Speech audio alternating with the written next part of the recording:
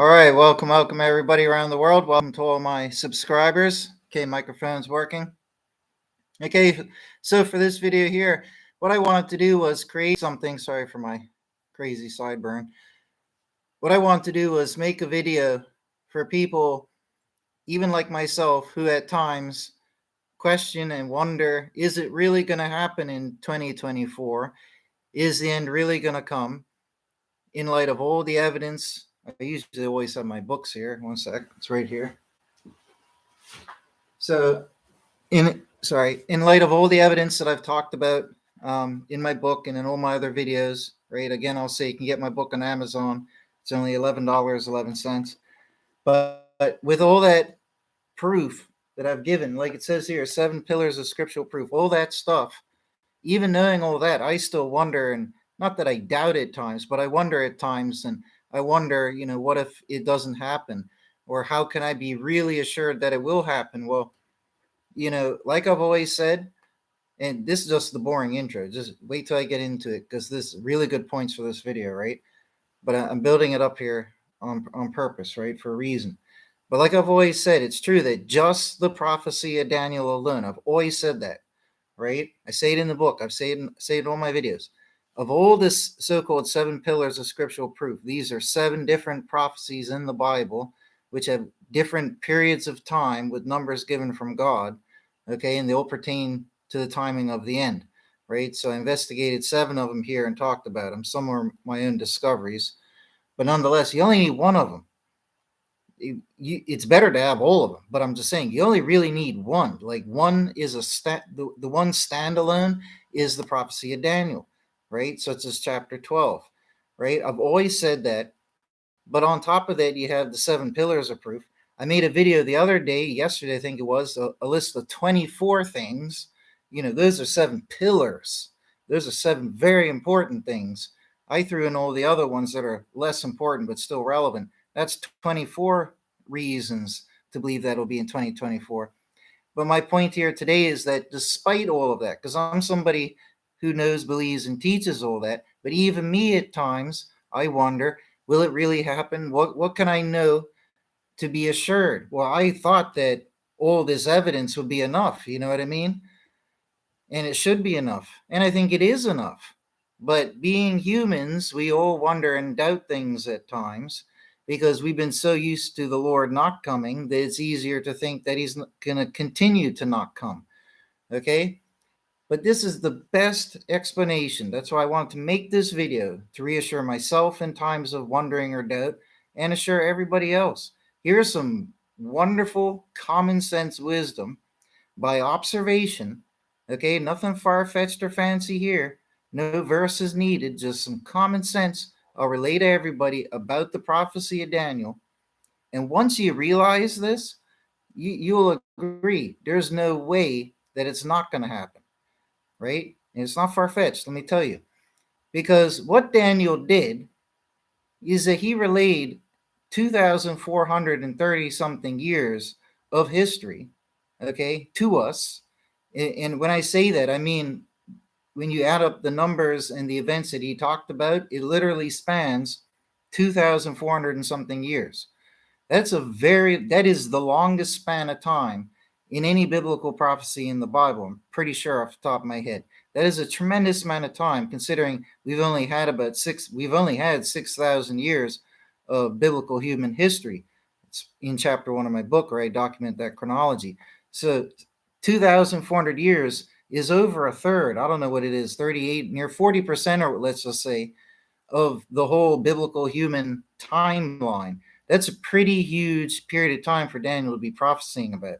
Now, he didn't just prophesy aimlessly in the dark and say, oh, this and that will happen. He gave, and not just from him, but it was from God, but I mean, he gave us numbers. He said, from this event to that event will be this number of years, right? He gave us things like that. And he said things like, after this many years, this certain event will happen. So it wasn't just that he was, accurately predicting or guessing or making up certain important events that would transpire. He made it harder for himself.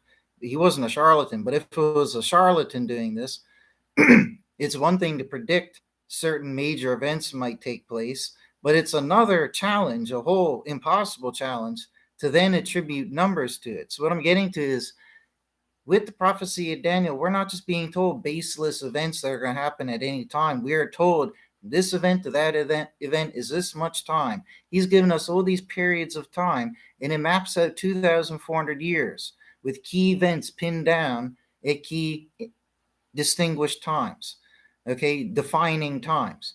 That's my point. And all of these events have come to pass on time.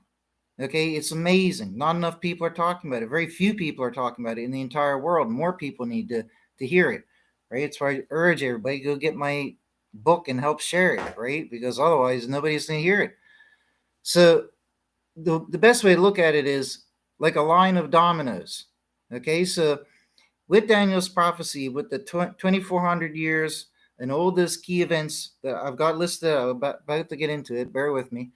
But it's like a line of dominoes. He made this prediction and that prediction and that prediction and that prediction. I like to say he foretold, but you know what I mean. He made a line of predictions, and each time a prediction comes to pass on time, at the it lines up when he said it would happen to the year. Every time that happens, the domino falls over. So in reality, I have a list of about 10 things here, 10 prominent things that Daniel foretold would occur, most of them at specific time periods. Otherwise, the ones that aren't pinned down to times are just very significant things that would be hard to just make up and guess. The point is, we have 10 things here which Daniel foretold, 10 unique things that you'd have to be extremely lucky as a charlatan to just make up as a fake prophecy and get it right after thousands of years. The point is there's a list of 10 things. So that's like 10 dominoes, okay? Now, the 11th domino in that list here is the very last step, which is in Daniel chapter 12, the final verses at the end of all the maths. They show that 2024 is the end. Okay, it's the 1335th year from when the abomination is built on the Temple Mount. So that was the Dome of the Rock in 688. When you count forward the 1260 years, you come to 1948, when their empire lost control over Israel. Israel was reborn, and the ingathering started again. That was a perfect fulfillment of that. And then Daniel asked God, well, how long until the end? And God says, well, till the end itself, that's the 1335th. So that's an additional 75 years. So that's how we know that 2024 is the end in short form, right? So that's the 11th domino. So I'm putting it plainly to everybody here, right? That even if you might doubt or wonder at times, how plausible is all of this? This is common sense, logic, and wisdom here. Nothing foofy, okay? All of the 10 dominoes I'm about to read out in the list, he foretold, and all of them came to pass, and where there were numbers attached to them, they came to pass in that year. That was stated by the mass Daniel gave. Okay, every single one of the 10 dominoes has fallen. Every single one of the 10 dominoes and their conditions came to pass on time, okay, and at the right time. Each one of those 10 fell. Now, what happens when you hit the first domino, right? It goes tink, tink, tink, and knocks down all the other dominoes. Now, if one of his prophecies failed and didn't come to fruition, didn't come to pass, then that would be the equivalent of the dominoes going tink, tink, tink, but then it stops. Like it hits one, and that one's not going to fall over, because falling over represents, logically, in this analogy, that it has come to pass, right? So as long as each of the 10 dominoes has come to pass, then all 10 of those dominoes will go tink, tink, tink, tink, tink. And they all have in that sense of analogy, because all 10 of those things that he foretold have already come to pass and on time, were appropriate. So that leads you to, that should lead you to the conclusion, which is, well, he literally was giving a list of events that would happen over a 2,400 plus year period, 2,433 or something like that. Well, whatever, right? 2,400 year period. The very last step, literally the last verse of chapter 12, which is the last chapter of his book, the very last thing that God relays to Daniel, which wouldn't be understood until the end of times, he says, right? But that very last thing that he says is that last domino. It is the verse that contains the statement, "Blessed is he who waiteth earnestly and trying to remember the rest of it word for word. But cometh to the days 1335 is day for year principle from Ezekiel 4 and common sense. But it's the 1335th year. And God says, that's the end. Blessed is he, and you go onto your lot at the end of days. So God specifies it's the end. So that's the final domino. So like I'm saying, if all 10 of those dominoes go ding, ding, ding, ding, ding, what do you think's happened to the last one? It's got to tip over too. It's got to come to pass. Now, using common sense, no foofiness here, just common sense, logic, and wisdom, I would say, even as using a skeptical mind, that if all, even I think an atheist objective observer, keeping their level of skepticism, okay, right? If they were to come into this or to anything in similar fashion, right, and in similar fashion, 10 events that were said they would occur came to pass, don't you think the 11th would? Like, let's use a different analogy. Let's just say that there are 11 musical concerts. I wouldn't say somebody's names. I'll probably get some copyright strike or something stupid, right? But let's just make up some singer, right? You have Hoogie What's It. Okay, Hoogie What's It concert. There's going to be 11 of them. So all the fans of Hoogie What's It, this big celebrity, are like, oh, wow, I want to go to all the concerts. When are they all going to occur? Well, then you pick up the schedule, whatever it is, and it tells you, oh, it's going to be now, then. It's got all 11 mapped out, right? So you want to go to all 11 concerts. So let's just say all 11 hockey games or all 11 baseball games, whatever analogy you want, right? If it's supposed to have 11 games or 11 concerts, and you yourself can confirm that the first 10 did occur, don't you think the final one would occur? That's the same thing as the domino analogy, but just in a different sense, right? So I'm just doing this for across the board, right? Skeptics of all backgrounds, right? And all avenues of skepticism. All common sense tells you, okay? All common sense tells you. Let's put it this way. You got 10 apples on a bench. You got a hungry monkey. The hungry monkey comes up to the bench and sees the 10 juicy apples. He takes the first apple. He comes back and takes the second apple. He comes back later, takes the third one. Then later and takes the fourth. Later takes the fifth. Later takes the sixth. Later takes the seventh. Later takes the eighth. Later takes the ninth. Later takes the 10th. And then the last 11th apple. What do you think's going to happen? Do you think the monkey's going to come back and take that 11th apple? Yes, it will. That's the domino effect. Of course it's going to. It's common sense. It's logic. It's not even wisdom. I think it's just common sense and logic. So by that reasoning, if all these other 10 things that Daniel foretold have come to pass and on time, don't you think that this final one will? And this final step is the end of days, the arrival of Messiah, the arrival of the judgment day, the arrival of God coming to earth is going to be when he said it would be in 2024, in the 1335th year. So these are the following things that Daniel foretold. So here's the list, right? Over 2,400 years of events. All of them came true and on time. So the first thing that he said, and I left this off the numbered list because an uber skeptic would say, well, we don't know for sure if Daniel himself wrote it. He might have written the book of Daniel, a couple hundred years or 100 years after Daniel himself. Whatever. It still doesn't matter. Like I've said before, all of this prophecy, right, the most recent date that they give, the biggest skeptic will give the book of Daniel is like 100 and something BC. This is still about between 100 and 200 years before Jesus. Right? It's still 2,000 plus years before all of these events that were detailed. The only thing you're skipping off the list is the first point. That's why I said I wouldn't include this first one in there, right? But the first thing Daniel foretold, right, is that the temple would be rebuilt, okay, because of course this is after Babylon destroyed it in 587, right? But he foretold that the temple would be rebuilt, but more importantly, that Jerusalem would be rebuilt, but with the condition that both street and walls, not just Jerusalem, but also the street and walls of Jerusalem, okay? And Daniel himself said that it would be from a decree that you take the following measure, which is 490 years, right? I'll get to that in a second. But let's leave this first point off, because an uber skeptic might say, oh, it might have been written by somebody 100 or 200 years after Daniel, maybe in like 200 or 100 and something BC, and this was after Artaxerxes gave his decree in 457 BC. You see my point? So even if you leave the first one off the list, doesn't matter. You still have about 10 dominoes, right? Doesn't change a thing whatsoever. That's the least impressive one, because that's the closest to when all the authors of the Tanakh were writing anyways, their books, right? So even if you want to leave that one off the list, to make a darn difference, right? So let's start from number one. Let's put it that way. This will be number one, right? Daniel predicted that the Messiah would come at a certain time. He also gave the specific year, because he said from the decree, which is Artaxerxes' decree, that history confirms, the Bible affirms.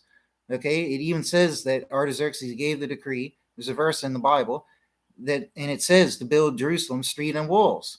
There's no argument. It was Artaxerxes, and that was 457. History confirms it, right? So, and Daniel says that 483 years later, Messiah would be cut off.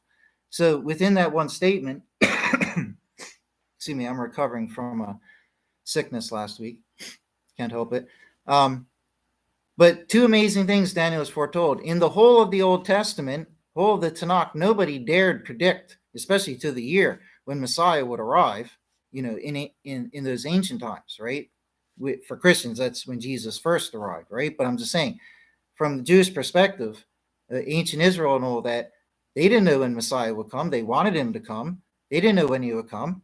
Nobody dared predict when he would come. But here we have Daniel saying, oh, no, Messiah will be here. He actually will be here just before he dies, because he'll die in what will be 26 AD, which is 483 years after Artaxerxes' decree. So, but the important thing to take away is that Daniel is predicted, he foretold that the Messiah would come, and that he would come at a certain time. That was unprecedented. In the whole, on all the, the near 1,000 pages of the Tanakh, up until Daniel, however much it is, right, 600, 800, or 1,000 pages, nobody pinned down when Messiah would come, especially the year. But here we got Daniel saying that, okay, Jesus came and all that there. For Christians listening, I don't have to prove Jesus was the Messiah, right? And I'll leave it at that. So Messiah did come, okay, and he died in 26 AD. So that agrees with what Daniel foretold. And for Daniel to foretell that the Messiah would come at all, or that he would come at a specific year, well, sorry, not come at a specific year, but he'd obviously have come at some point before he died, it's logically implied, right? But that he would come and that he would die, right? Pinning a year to all this. This is unprecedented. And to be a charlatan making up a fake prophecy, the reality is that these are very, very, very, very bold things to predict. But Daniel predicted them, and they came to pass. Okay, so this is the starting one, the ones you start with, number one, number two, right? Messiah would come, Messiah would die, pinning down the years to it. Okay, so next, in number three, as I put it, Daniel also foretold that an empire would overthrow Israel, and that the second temple, the one they just finished building, would fall. But he also adds in a condition that he didn't have to if he's just a charlatan, but he said soon after the Messiah dies, be after 7 years, because it talks about the final 7 years after Messiah dies, that 400 up until the 490th year of that prophecy in Daniel 9, right? But nonetheless, we know that the second temple fell 40 years after Jesus died, right? So Daniel foretold that. This was written hundreds of years before this took place, even if it was written in 100 something BC. By the way, Book of Daniel, in its full extent, was found in the Dead Sea Scrolls, so they know it's dated between 100 and 400 BC, right? It's not more recent, right? So whoever wrote the Book of Daniel was a prophet, because what they wrote was prophecy, and it all came true, right? This is just the starting dominoes, right? Messiah would come, Messiah would die at a certain time. In that after Messiah died, soon thereafter, not hundreds of years, not thousands of years, but soon after Messiah dies, an empire would come in, overthrow Israel, and the second temple would fall. These are pretty bold claims to make, right? It's a bold claim to say that the temple would be rebuilt to start with. I mean, after Babylon destroyed the temple the first time, who thought that it would be rebuilt? Everybody wanted it to be rebuilt, right? But like I said, don't even count that first one. Start counting from when he said Messiah would come, Messiah would die, right? But these are all very big, bold predictions to make. They're not just like, oh, this sports team will win the Super Bowl this year. These are big, important things, right? This isn't stock trading. This is like major world events. Pretty hard to concoct this or fake this, and nobody could intervene and cause these things to happen. These things are out of human control. And to foretell and predict them all accurately in time is a sign that God's hands in it, right? So he said that an empire would overthrow Israel. Well, this was Rome. Rome came in. They already ruled Israel at the time. They built them the second temple, right? But they got fed up with everybody at the end there and came in and destroyed the temple and overthrew Israel soon after Messiah died. So Daniel got that right as well. That's point number 3. Point number 4, or domino number 4, is Daniel foretold that after this, a final beast kingdom, would later conquer the largest extent of the known world of any other empire to ever exist. It would have the largest empire ever. This came true with Islam, who were the final beast kingdom. But he predicted this, but that's just a minor point. Point 5 is that the beast kingdom would conquer Israel. That's what makes it a beast kingdom, right? Islam did do this in 640 AD. And point number 6, that the final beast kingdom would build an abomination on the Temple Mount. Islam did this in 688 AD, building the Dome of the Rock on the Temple Mount. So Daniel foretold all of these things. They came to pass. But he also pinned down years and numbers to this, right? So point 7 is that Daniel told us in chapter 12 that there would be 1,290-day years from when who was Nebuchadnezzar, would take away the continual sacrifice. This occurred historically in 602 BC. 1,290 years after that is when Islam built the Dome of the Rock on the Temple Mount in 688 AD. So you see their recorded, verified history confirms what Daniel foretold to the exact digit. 1,290 years from when the continual sacrifice is taken away. That was done. It's recorded in the Bible. Nebuchadnezzar did it. 1,290 years forward. There you go. You got that. So Daniel foretold all that, and all that came to pass in its time. This is the 7th domino. All these things have come to pass. Now, not only that, but point 8, Daniel threw in a condition. He didn't have to if he was a charlatan, but obviously he was a true prophet of God, relaying prophecy of God. So when he added these extra details about the beast kingdom and its nature, he got this prediction correct as well. This came to pass because he foretold that the beast kingdom would rewrite the law of God and would worship and build temples to a new and previously unknown deity who would oppose the people of God. This all came to pass with that final beast kingdom aforementioned. Now, he didn't predict other things. This is what he predicted. This is what he foretold. All these things came to pass. You can't say that any one of these dominoes failed to function. All of these came to pass. All these prophecies, these predictions are accurate. They came to pass.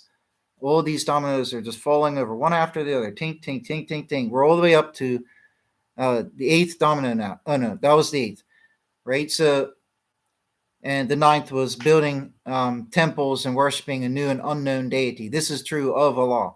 He was not known or worshipped before that. It was brand new. Every other religion on the earth had been around for centuries or millennia. This was something brand new. Everybody knows that, right? That's what Daniel foretold.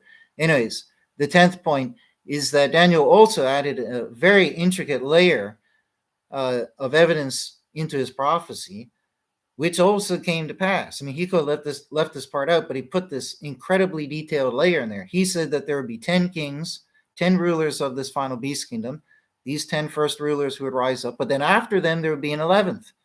And he spoke a little bit more about this 11th. He was particularly naughty, this one.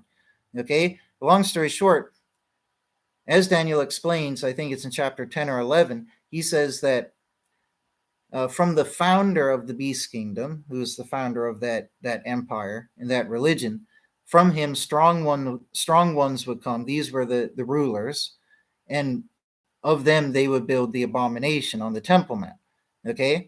But where we can pin down the timing of everything is in Daniel chapter 7, where he says that it's the 11th ruler who rises up, and into his hand is given the period of 1,260 years, 3.5 times. So it is from 688 AD until 1948 AD is exactly the 1,260 years. And this is the measure from the Dome of the Rock until the rebirth of Israel in 1948. You can't get a better confirmation of that. That's history perfectly confirming what Daniel foretold. Okay? So all those 10 events came to pass when Daniel said they would occur, or as he said they would occur. Every single one of them.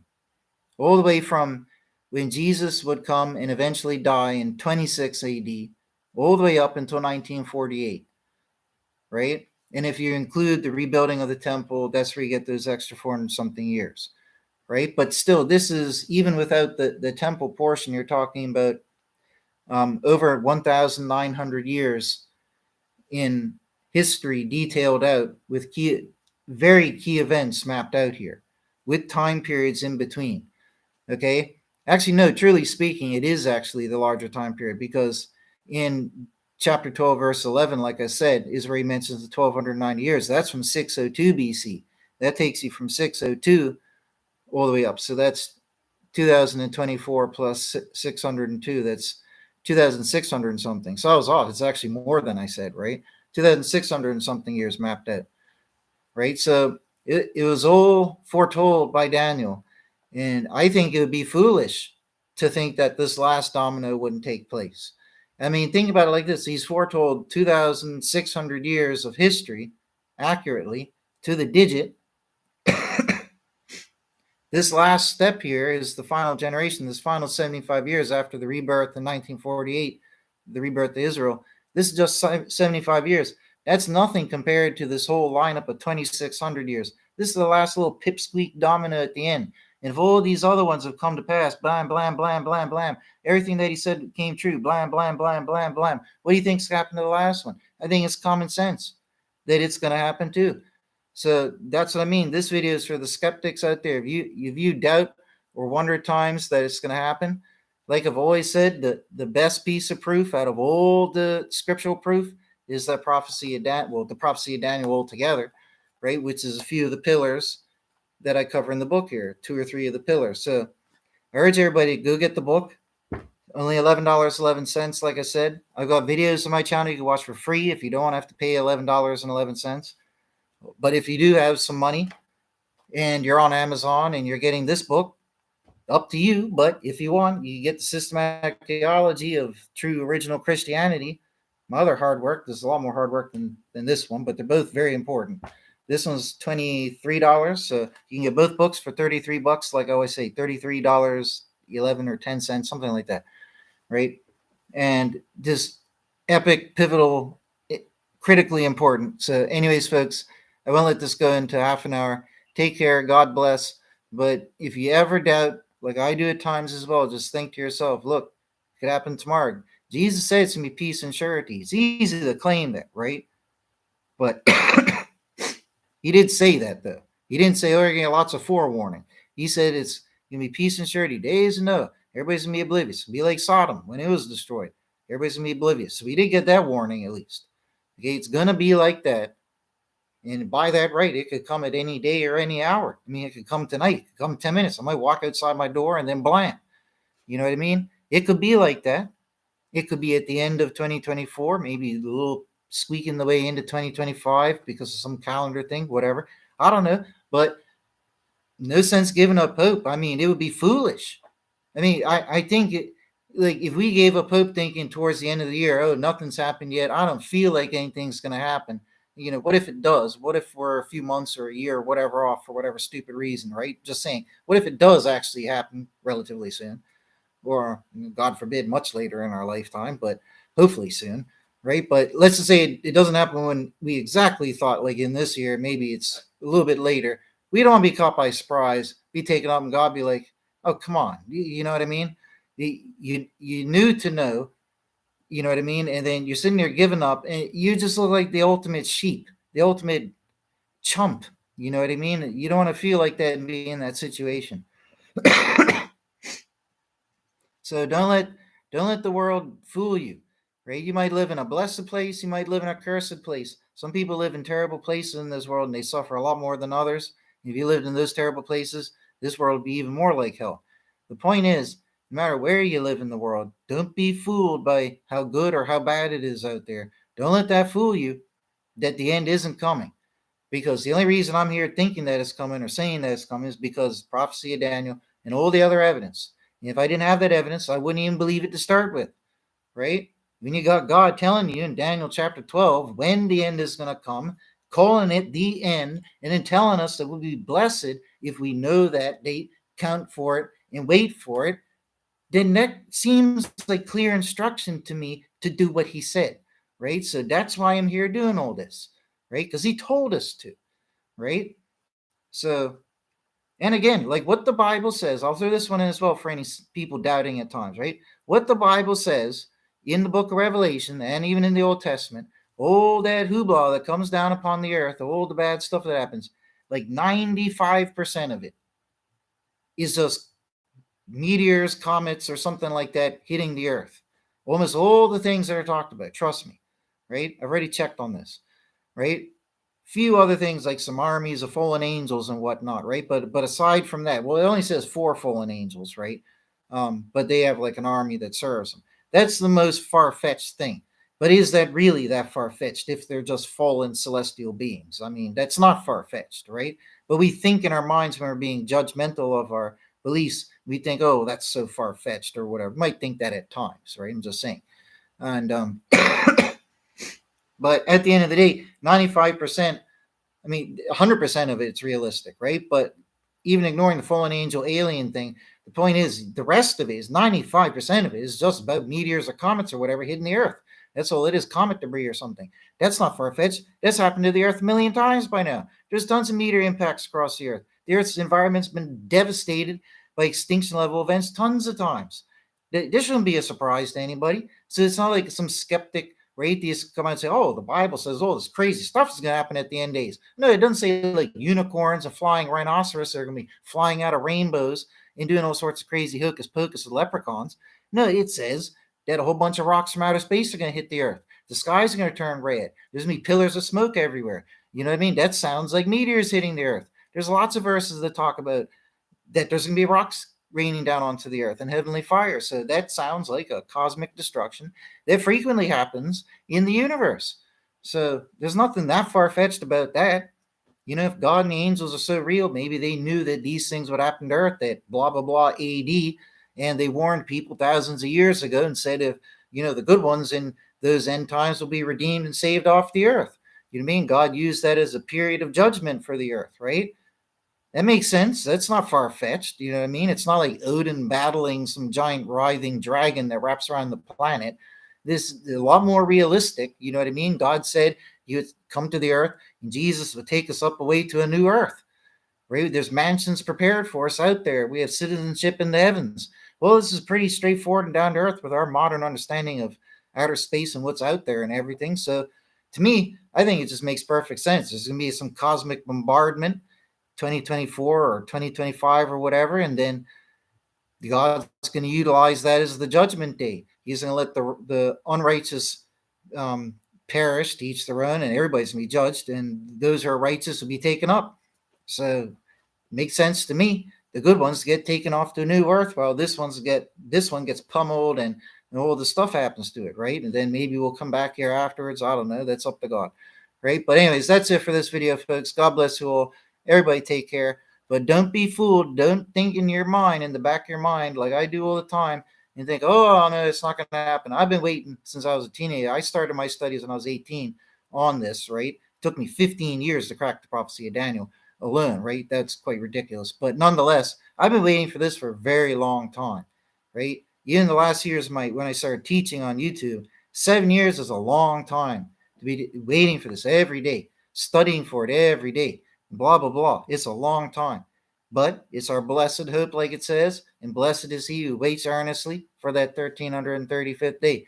But it's not all just good waiting. You got to be ready as well. Make sure that you clean up yourself on the inside. You're pleasing to God. You turn to God. You stop doing bad.